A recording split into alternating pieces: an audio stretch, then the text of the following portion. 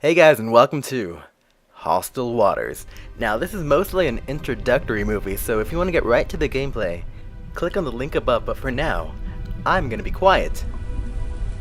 20 years ago, this was the scene of the last war on Earth.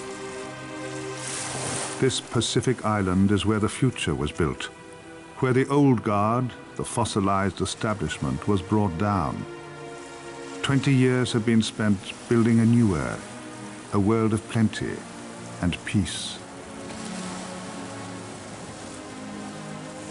But the old guard never went away. The remaining monsters of the 20th century, the death lovers, the power brokers, the old men who lived on theft and hate, have formed a cabal with the intent to break the world apart.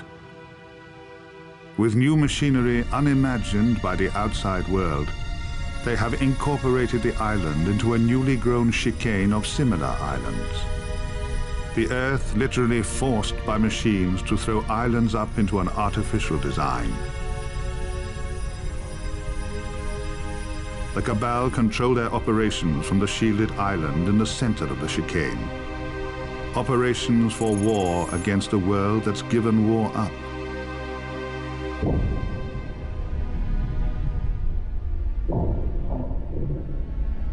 It's up to the new society of 2032 to relearn war, to revive the last of the adaptive cruisers.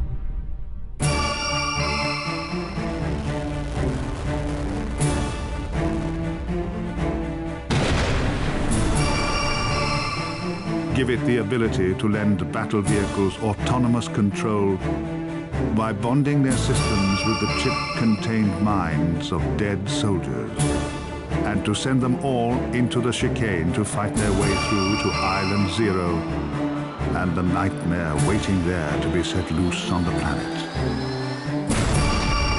These are hostile waters. Heck yeah, they are. Okay, we have a little bit of silence here, so just a quick disclaimer, this next movie is a little bit long, and like I said, click the link above if you want to get right to the gameplay. But yeah, for now, it's a good movie, don't get me wrong. Just a bit on the long side if you're short on time, but I'll be quiet. Walker. Morning, Church. Have you slept? I think I may have drifted for 5 minutes. It's hard, you know?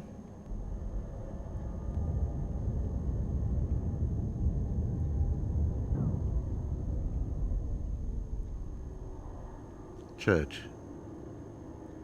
I've had word from Minitech. They finished their report on the missiles and warheads. I have the full analysis here.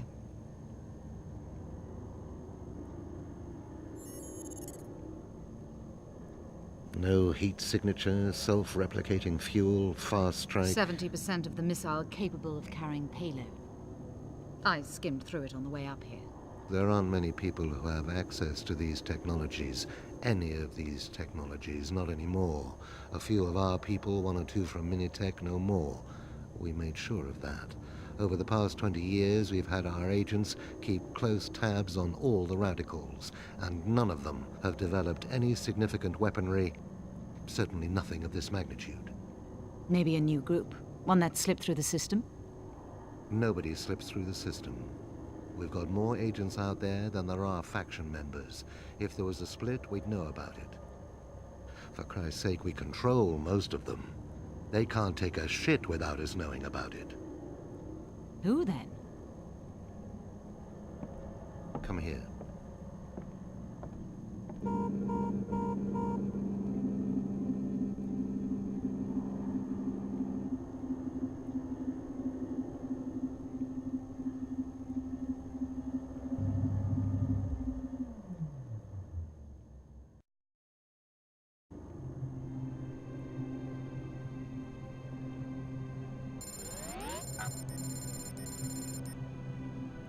Some months ago, it came to our attention that large shipments of raw materials were being routed to an island chicane in the Pacific Ocean.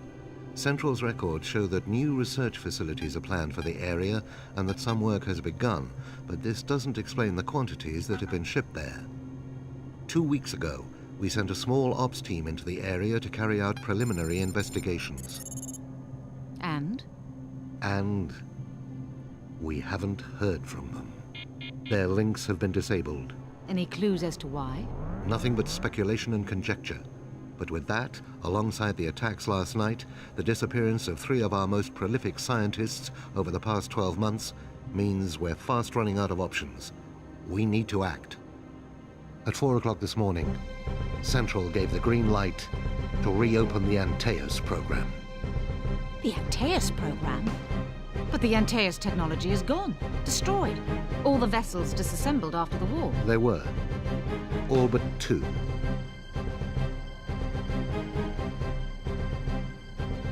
Look around you, Church. We use the same technology to purify the air, to provide food and clothing, to manage and maintain our environment.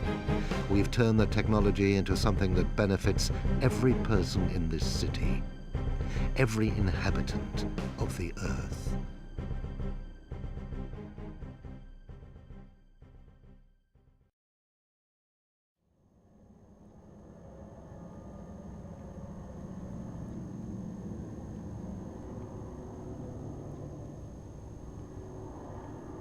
Sit down, Church. There's something you don't know about the Antaeus cruisers. Information that only a handful of people have ever been privy to, and that's been kept classified for the past 20 years. I'm listening. You've heard of Soulcatcher? Classified 1990s American military program? Theoretical research into storing human brain functions on silicon. It was closed in the late 90s to make funds available for the advancement of the SETI programs. Mostly correct, but it was never closed. Far from it. Every crew member on an Antaeus vessel was fitted with a Soulcatcher chip. If they ever died in combat, their thoughts, their abilities, their minds were stored on silicon, ready to be salvaged and used again to pilot a specially adapted craft built using the cruiser's onboard nanofactories.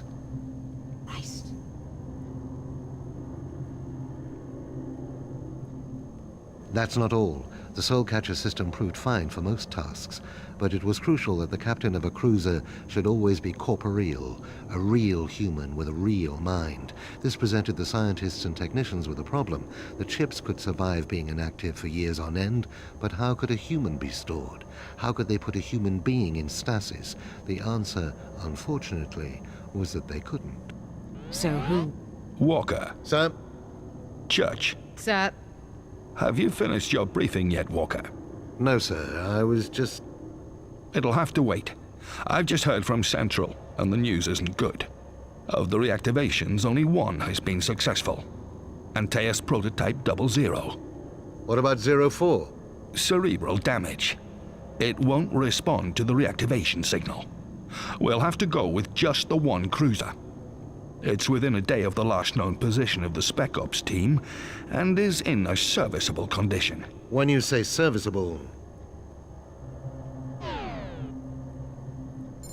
Propulsion is online. Command is online. The net link is working. Scanners are online.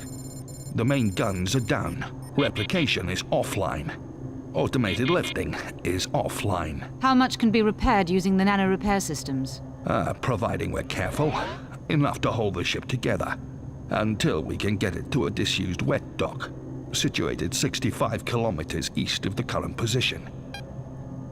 A mini-tech repair team is being dropped into the area at 2300 hours today. They're going to stay concealed until the cruiser is within an hour of the wet dock, just in case we're being observed. They'll then activate the automated service systems and dock the carrier. There's an island lying off the bow of the cruiser. There should be enough scrap metal lying around there to get the creation engines back online. The reactivation system has built 1 Pegasus unit and 1 Scarab unit, equipped with a recycling unit. The Soulcatcher interface is badly damaged, however. Captain, you'll need to use the direct link to control those vehicles, until we've got your Soulcatcher interface back online. Church, I want you to patch into the carrier's systems and see if you can diagnose what is wrong. Do whatever you can to get that interface system working. Walker, monitor progress and advise as necessary. I want hourly updates from both of you. Don't let us down. Alright, here we go, guys. Now, before you get your hopes down, let me tell you, this is not a boating game. It's a really, really cool cross between like an RTS and a third-person shooter. Like, there's tanks and airplane dogfights. Really, really fun stuff. But this first mission is, I'm gonna say, it's really boring. All it's really here is to basically tell you what the controls are.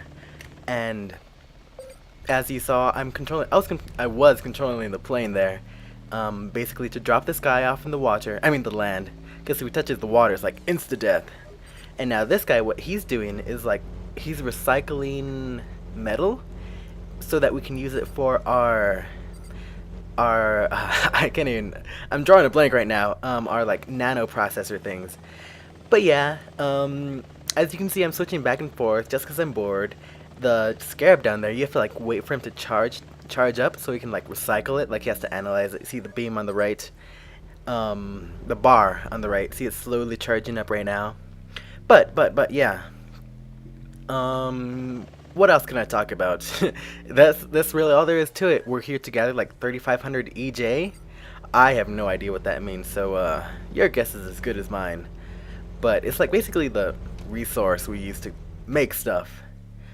And yeah, like I said, if you've never heard of this game, give it a chance. I personally consider it one of the best games of all time. I mean that. The gameplay, the story, it's all there. So give it 1 or 2 episodes. That's all I ask before you say no to it.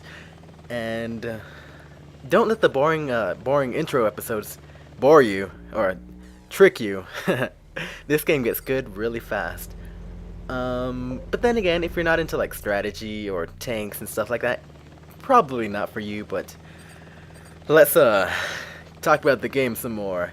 As you can see, I'm just using this guy up here to spot my plane. I'm just like spotting up metal pieces. They're also there on the blue map, those little brown blue bips, like little pixels.